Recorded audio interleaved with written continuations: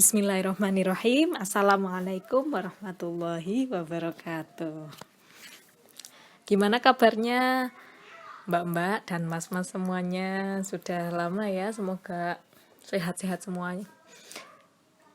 Di tengah pandemi yang semakin tidak terkendali ini, jangan lupa untuk selalu jaga kebersihan dan kesehatan. Semoga kita semuanya sehat. Baiklah, monggo dipersilahkan untuk berdoa dulu sebelum kita mulai ya. Hari ini insya Allah kita akan melanjutkan yang sudah dibaca mungkin pekan lalu mengenai pengendalian proses. Pengantar dulu ya. Kemarin saya kirim video mengenai pengantar pengendalian. Kemudian kita ini di sini pakai bukunya Seaborg ya, Control and Dynamic, proses Control and Dynamic. Jadi kita lanjutkan. Di sini saya ambil mengenai dinamika dan statika proses.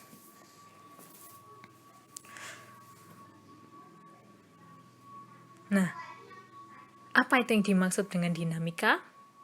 Dinamika itu pergerakan ya. Ya, jadi proses itu bergerak. Gimana maksudnya? Padahal kan kita berharap kalau di dalam suatu industri itu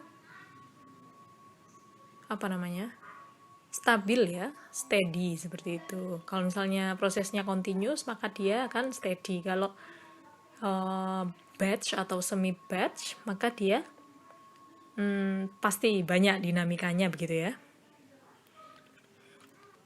Ya, tidak hanya kehidupan saja yang banyak dinamikanya, tetapi ternyata proses dalam industri kimia juga banyak. Kalau di dalam proses kimia, apa sih yang kita kendalikan gitu? Sama dengan dinamika dalam kehidupan. Nah, sebisa mungkin kan kita kendalikan supaya sesuai dengan harapan kita begitu. Sama juga dengan proses kimia. Nah, kita juga berharap bisa dikendalikan sesuai dengan keinginan. Apa yang kita inginkan dari pengendalian? Terutama dalam suatu industri kimia. Ya, betul sekali. Yang pertama ada keselamatan. Jadi, ini yang paling penting ya, karena menyangkut nyawa orang banyak. Kalau misalnya suhu atau tekanannya kita main di tekanan dan suhu tinggi itu ya, terutama ini harus pengendalian prosesnya ini harus sensitif dan juga cepat ya sebisa mungkin ya. Kalau ada suhu atau tekanan yang terlalu tinggi bisa meledak. Nah, ini kalau misalnya nggak ada pengendalian, sudah korban nyawa gitu kan ya. Kemudian yang kedua jelas ada yang namanya lingkungan. Kita harus meminimalkan limbah yang berbahaya ataupun mengetahui misalnya ada kebocoran yang mungkin juga bisa berpengaruh terhadap lingkungan. Yang ketiga ada proteksi peralatan. Ya, ini juga termasuk dengan misalnya ada kondisi di mana peralatan itu misalnya punya ketebalan 2 cm. Tahannya hanya pada tekanan tertentu, misalnya berapa atmosfer saja. Misalnya tekanannya terlalu besar begitu. Atau pokoknya di luar speknya gitu, maka alatnya bisa rusak atau motornya ngaduknya terlalu cepat seperti itu, nanti dia juga bisa cepat panas kayak gitu ya.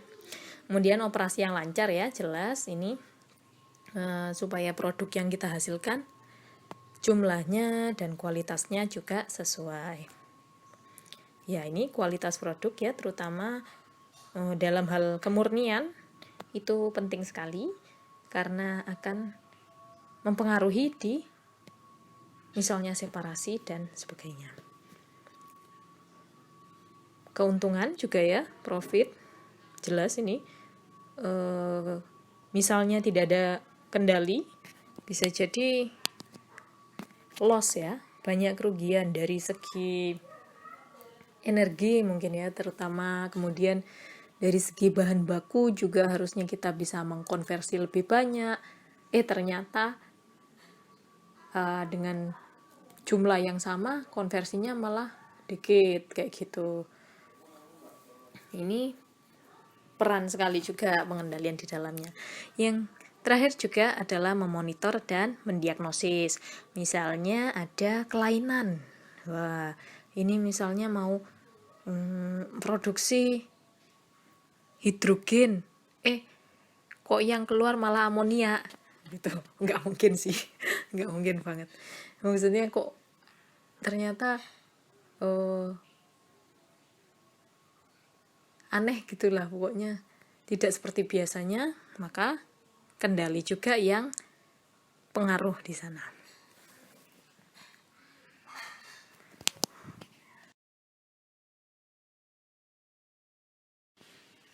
Nah, itulah kenapa ya yang namanya engineer itu harus belajar.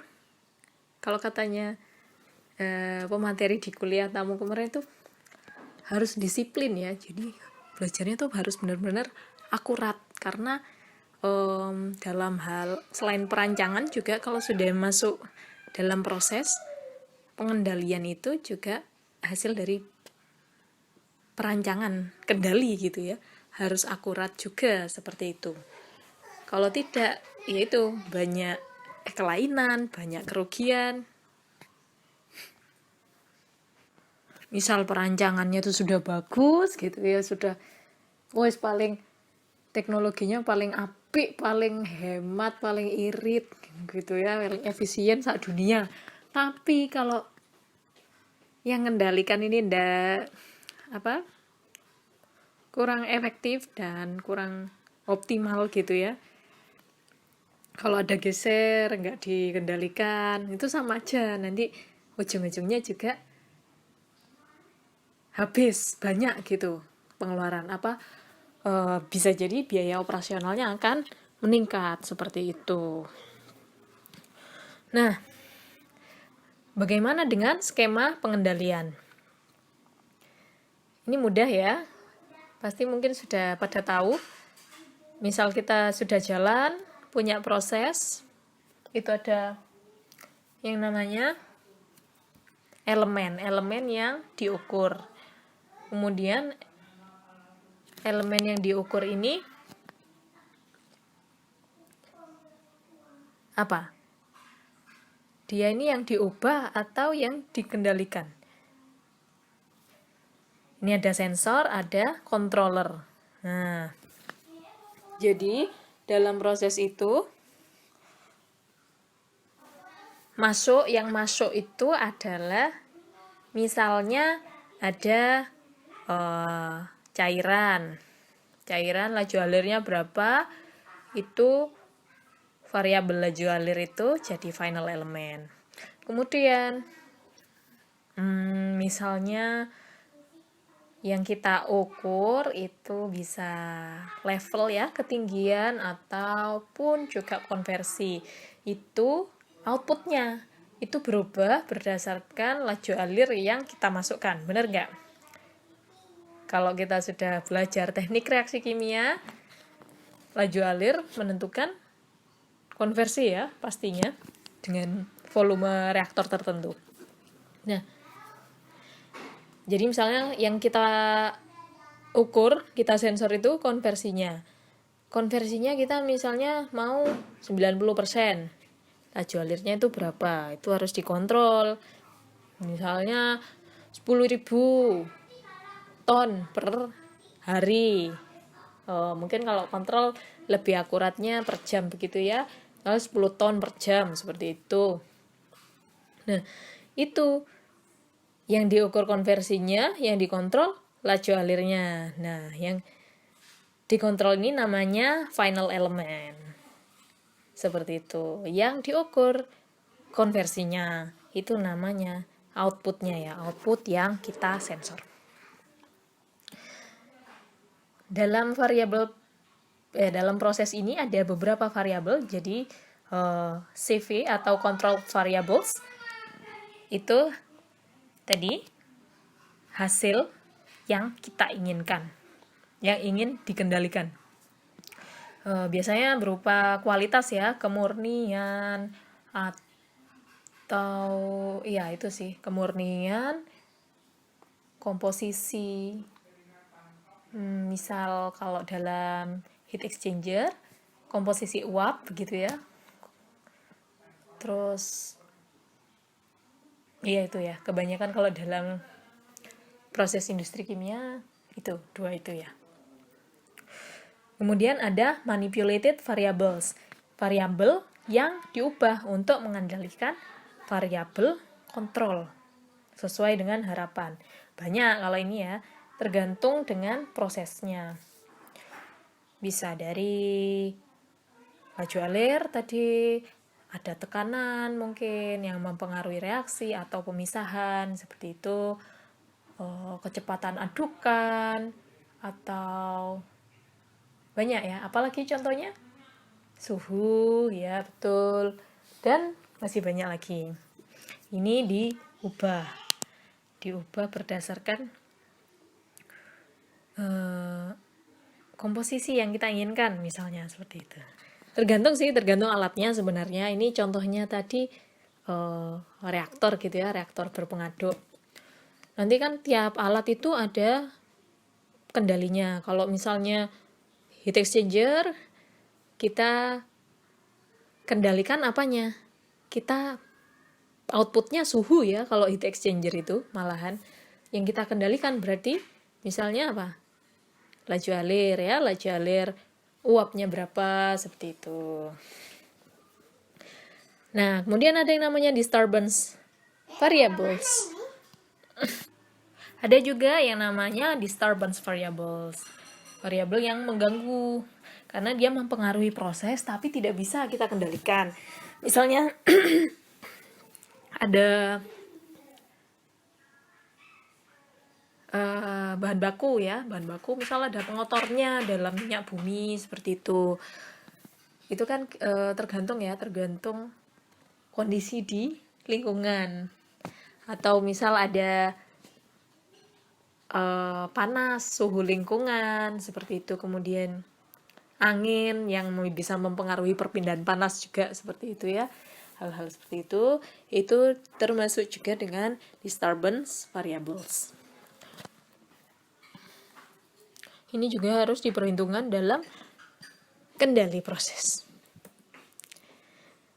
Nah, ini contoh ya, contoh alat yang kita kendalikan. Ada tangki berpemanas. Jadi final elemennya apa di situ? Di situ ada tangki, ada katup di situ, katup. Tulisannya V1 ya, V itu laju alir. Yang disensor ada T, ada A, ada C ya. Ada keluaran di situ di pompa situ. Nah, di sini yang kita ukur ada alat pengukurnya, pengukur suhu T, dan pengukur analyzer A. Ini bisa analyzer pH, bisa analyzer oksigen atau komposisi seperti itu. Nah, dari pengukuran di alat suhu dan analyzer ini bisa kita tentukan. Nah, bisa kita ubah sesuai dengan keinginan kita melalui pengubahan laju alirnya seperti itu.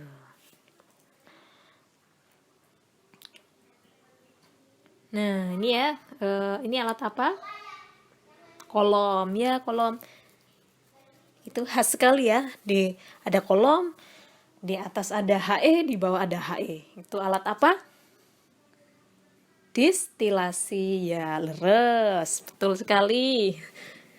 Nah, ini coba kita Lihat di gambar ini ada XD di atas itu di kondenser. Ada XD keluar dari kondenser, bawah itu distilat ya, distilat. Kemudian di bawah ada boiler. Boiler itu ada XB. XB itu fraksi di boiler, bukan reboiler ya, bukan boiler, reboiler ya. Kalau distilasi namanya reboiler. B itu bottom, D itu distilat, B produk bottom. FR ada FV. FR itu laju alir reflux, reflux yang dikembalikan dari kondenser. Kemudian ada laju alir vapor yang dari reboiler. Nah, ini dari XD, FR, FV, dan XB. Coba kita tentukan mana yang kita sensor, mana yang kita anggap sebagai final element. Yang mana? Ada reflux, ada komponen distilat, ada laju alir vapor, ada komponen produk bottom. Sudah pernah belajar ya distilasi pastinya? Ada yang mau nyoba?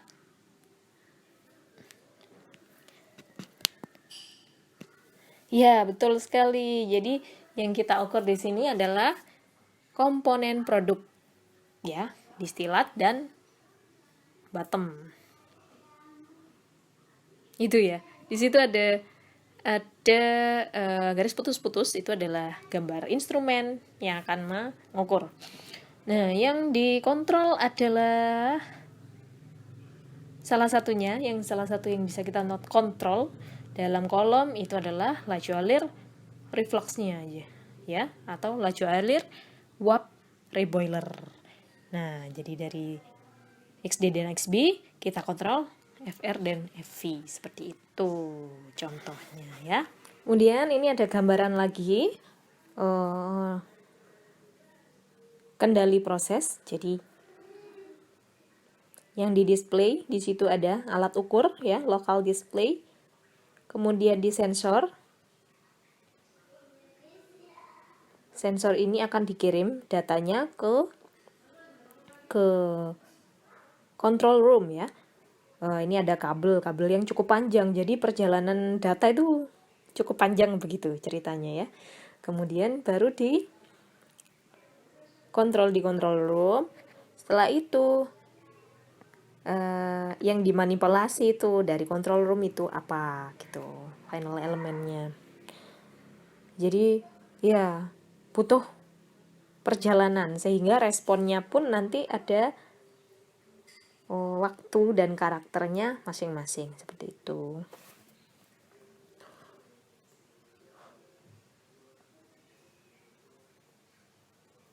Nah, ini ada contoh lagi. Contoh unit operasi. Ini apa aja yang dikendalikan gitu ya.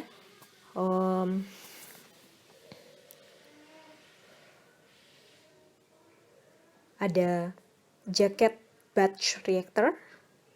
Kalau gambar yang tadi itu pakai coil, kalau yang ini pakai jaket gitu ya, pakai jaket. Ini ada fed batch bioreactor. Fed batch itu semi batch, jadi batch tapi dikasih makan. Tapi nggak dikeluarkan biasanya. Dikeluarkannya kalau sudah beberapa jam atau beberapa hari selesai. Seperti itu.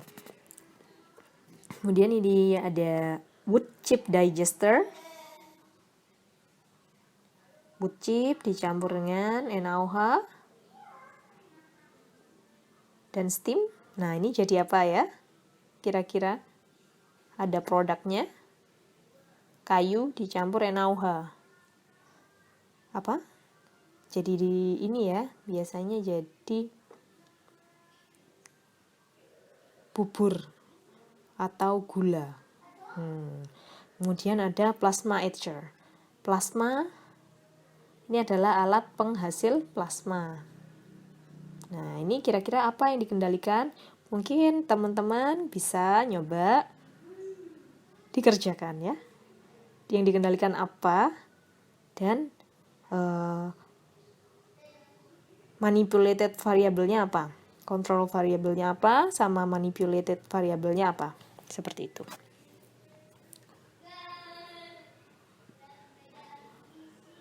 Nah, ini ada parameter untuk pengendalian, misalnya untuk tangki berpengaduk tadi. Ada banyak ya yang bisa dikontrol. Ada temperatur, ada level, sama ada laju alir. Nah, di sini temperatur itu mau disambungkan ke mana? Bisa ke laju alir di awal juga bisa juga ke pemanasnya, bisa laju alir di akhir juga bisa, betul kan? Sebenarnya dengan mengendalikan volume atau laju alir itu bisa mengendalikan temperatur juga. Nah, itu sambungannya itu dipilih mau kemana, seperti itu. TC ini sebenarnya bisa juga nggak hanya ke pemanas saja, ke katup yang di kanan sendiri itu bisa katup yang paling kiri atas itu juga bisa. Tapi mungkin yang lebih efektif temperatur itu diaturnya lewat pemanas. Yang ada LC juga ya, LC ini level ya, level controller, dia atur lewat keluaran, katup di keluaran. Kemudian FC ini laju alir umpan, feed controller. Ini terutama untuk mengatur konversi juga nantinya ya.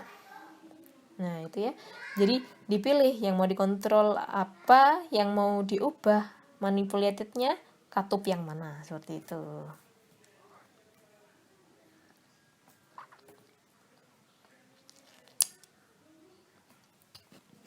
Nah, kemudian setelah kita mengetahui kira-kira apa aja variabel yang mempengaruhi dalam suatu proses atau unit gitu ya. Kita ngukurnya per unit biasanya supaya mudah. Nah, itu kemudian kita modeling. Nah, untuk apa dimodelkan? Biasanya kalau anak-anak masih muda ini paling seneng kalau disuruh modeling gini ya, kayaknya. Mungkin sudah belajar juga dasar proses dan kemudian di matematika teknik kimia itu juga banyak modeling ya sepertinya. Pasti sudah ahli, saya yakin. Nah, manfaat kita mengetahui model dinamika proses apa ya? Pertama, lebih memahami proses dinamikanya dan juga ketika sudah memasuki kondisi tuna. Ya, ternyata proses juga harus dipahami. Nggak hanya dia gitu ya yang perlu dipahami. Supaya apa? Supaya ya itu tadi sesuai harapan. Walaupun kalau dibilang stabil ya mayoritas stabil, tapi pasti ada gangguan gitu ya, gangguan dari jin atau bukan gangguan dari jin ya, gangguan dari mungkin kondisi lingkungan. Nah, kemudian yang kedua yaitu melatih penanggung jawab untuk mengendalikan proses. Jadi dari model itu kan bisa kelihatan variabel apa saja yang bisa dikendalikan. Nanti bapak yang enggak cuma bapak-bapak ya, bapak dan ibu yang di control room itu bisa kebayang gitu apa yang harus dikendalikan. Kemudian itu untuk proses baru, membuat rancangan untuk pengendalian proses baru. Ya, ini jelas ya. Kemudian mengoptimasi juga. Jadi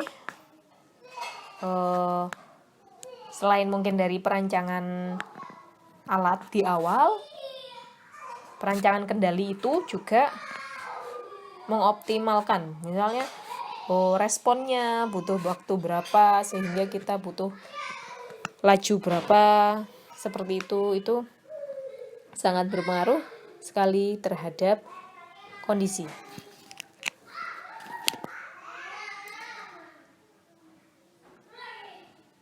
Nah, jenis-jenis model. Jenis model ada model teoritis, model empiris, dan semi empiris. Sudah tahu ya pastinya model teoritis itu yang pakai persamaan. Begitu. Jadi kelebihannya bisa dipakai untuk rentang yang lebar. Karena berdasarkan persamaan yang memang umum. Tapi ada beberapa nilai yang tidak ada dalam data, misalnya seperti konstanta atau konstanta reaksi atau konstanta perpindahan panas dan sebagainya. Dan untuk mendevelop model teoritis itu perlu waktu. Dan banyak juga asumsi-asumsi yang tidak bisa menggunakan semua variabel yang ada dalam proses gitu. Terutama untuk disturbance variable gitu ya, tidak bisa kita perkirakan di dalam model. Kalau model empiris ya, yang kedua itu dia lebih akurat ya, karena kita nyoba langsung dari eksperimen, tapi tidak bisa diekstrapolasi. Jadi misalnya kita reaksi dari rentang 100 sampai 150 derajat Celcius saja gitu. Biasanya kalau ada data dari situ, kita tidak bisa pakai di suhu 170, itu tidak disarankan, sangat tidak disarankan gitu. Yang sering dipakai ini adalah yang semi empiris. Semi empiris dari model teoritis untuk beberapa nilai yang kemungkinan akan sulit diperkirakan itu diukur dari eksperimen, sehingga kalau misalnya mau dipakai dalam rentang yang lebar itu lebih akurat dibandingkan model empiris. Dan tidak perlu usaha terlalu lama gitu untuk membuat model. Model yang sing akurat tuh kayak apa sih, sing pokoknya sesuai kenyataan ngono yo. Itu pasti susah sekali. Apalagi mungkin kita sebagai engineer gitu ya, bukan sebagai anak mahasiswa MIPA yang sukanya itu main dengan variabel, bukan dengan angka gitu ya. Ya ini kita nature-nya itu adalah action, seperti itu ya kalau anak teknik. Tapi ya itu tadi, memang engineer itu tanggung jawabnya besar sekali, sehingga benar-benar harus tahu ilmunya. Walaupun nanti kita di tempat kerja pasti belajar lagi, tapi setidaknya kita tahu dasar dan ada apa di balik apa yang kita kerjakan gitu ya, sehingga walaupun nanti kita pakai simulasi software seperti itu, kita juga tahu ini asalnya dulu seperti ini, sehingga kalau kita mau belajar itu lebih mudah gitu di tempat kerja, nggak blank-blank banget gitu ya, nggak cuman ngeklik pokoknya ngikuti senior gitu kan, enggak ya. Terutama juga karena kemampuan belajar ya. Jadi mungkin apa yang kita pelajari sekarang ini nggak semuanya dipakai secara langsung, tapi semangat dan kemauan kita untuk memahami sesuatu yang baru, itulah yang dilatih juga sebenarnya saat kuliah, seperti itu gitu ya. Nah, untuk pemodelan pasti udah nggak sabar nih. Ada yang namanya model umum ya. Jadi kalau di dalam teknik kimia itu pokoknya 2 ini sampai lulus nanti jangan pernah dilupakan, yaitu neraca massa dan neraca energi. Ini dasar banget untuk memodelkan kendali juga. Neraca massa ya, jadi laju akumulasi sama dengan laju komponen I yang masuk dikurangi yang keluar, lalu ditambah dengan yang terbentuk. Ya, seperti ini ya, sudah familiar sekali saya yakin. Udah pinter-pinter wes pokoknya. Kalau energi, laju energi yang masuk dikurangi yang keluar ditambah tambahan energi dikurangi tambahan kerja kalau ada ya. Energi tambahan ini biasanya ya panas-panas yang kita masukkan, panas-panas dari apa? Dari kompor apa sih namanya, heater seperti itu ya. Tahu kalau ada kerja dari pengaduk misalnya seperti itu. Jadi ini energi dalam total sama dengan energi internal, energi dalam, kemudian ditambah energi kinetik dan energi potensial. Ini persamaan saya ambil dari bukunya karangan Seaborg juga. Ada persamaan 210 itu ya. Persamaan umum juga ya. Jadi perubahan energi terhadap waktu. Ini biasanya kita penting ya dalam kendali itu dinamikanya. Jadi di awal-awal itu sebelum kondisi tunak itu kita di situ pengendalian juga berperan sekali, sehingga kebanyakan nanti persamaan yang kita pakai adalah persamaan yang diferensialnya seperti itu. Untuk melihat dinamika itu untuk energi dalam, perubahan energi dalam terhadap waktu sama dengan perubahan massa dikali perubahan entalpi ya. Jadi perubahan entalpi ditambah dengan panas. Seperti itu. Yang paling sering kita pakai. Contoh ya untuk tangki yang mixing saja tanpa pemanas. Ini ada 2 komponen, yaitu komponen 1 dan 2. Ada fraksinya masing-masing. Misal kita mau mencampurkan air dengan garam, begitu ya. Di situ ada fraksinya X, kemudian masanya ya, beratnya W. Di dalam tangki ada suatu volume V dengan massa jenisnya ρ. Sehingga berat yang ada di dalam tangki itu udah tercampur ya. V volume tertentu, kemudian ada massa jenisnya juga di situ. Sama dengan W1 ditambah W2 dikurangi W. W saja, itu W yang keluar ya.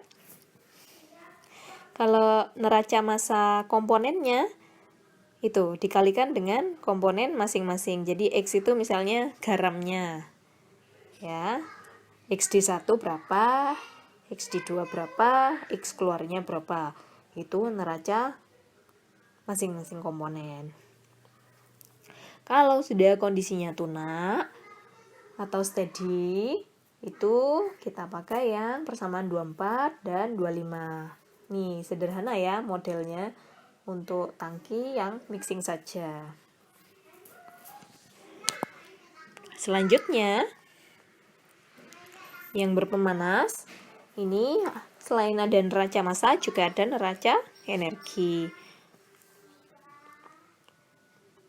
Bagaimana masanya itu akan mempengaruhi neraca energi. Nah ya, bisa kita lihat di sini perubahan energi dalam sama dengan perubahan entalpinya. Dan di situ ada panas tertentu. Panas tertentu inilah yang mengubah entalpinya itu nanti. Nah, perubahan entalpi ini diukur dari perubahan suhunya. Perubahan suhunya berapa? DT di situ. Nah, ini yang ingin kita kendalikan itu si temperatur ya, temperaturnya. Sehingga nanti akan pengaruh di Q. Kalor yang kita berikan tuh harusnya seberapa? Perubahan energi dalam sama dengan perubahan entalpi.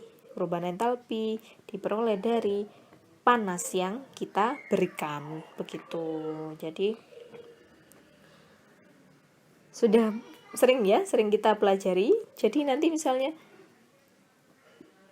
yang dikontrol T-nya, yang diubah Q-nya, seperti itu, berdasarkan kapasitas panasnya cairan, kemudian masanya cairan juga ya, seperti itu. Ini hanya mereview saja ya, sebenarnya mereview saja model yang sudah pernah kita pelajari di mungkin fisika atau matematika teknik atau mungkin teknik reaksi kimia atau mungkin perpindahan panas atau termo gitu ya. Di situ banyak model-model.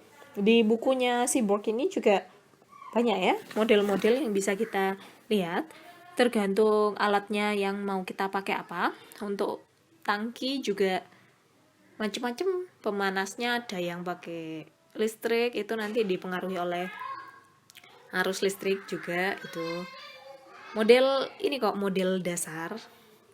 Jadi dari model dasar itu nanti kita lihat karakteristik dinamikanya seperti apa. Gitu. Hari ini kita belajar dasarnya dulu aja.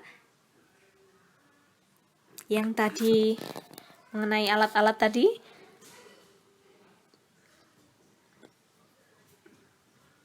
bisa dikerjakan mungkin ya, tapi dijadikan satu saja tugasnya dengan tugas yang pekan depan. Jadi ya ditulis dulu aja, tapi jangan dikumpulkan dulu, dikumpulkan 2 pekan lagi. Nah, sekian dulu penjelasan dari saya. Terima kasih. Nah, terima kasih, sudah cukup banyak ya saya cerita-cerita dari tadi. Semoga cukup paham ya. Mudah-mudahan paham. Insya Allah. Kalau belum paham bisa tanya di voice note. Nanti akan saya jawab juga insya Allah. Baiklah, kurang lebihnya mohon maaf kalau masih banyak kekurangan juga ya. Yang benar datangnya dari Allah. Terima kasih. Selamat menikmati kuliah ini. Semoga bermanfaat. Wassalamualaikum warahmatullahi wabarakatuh.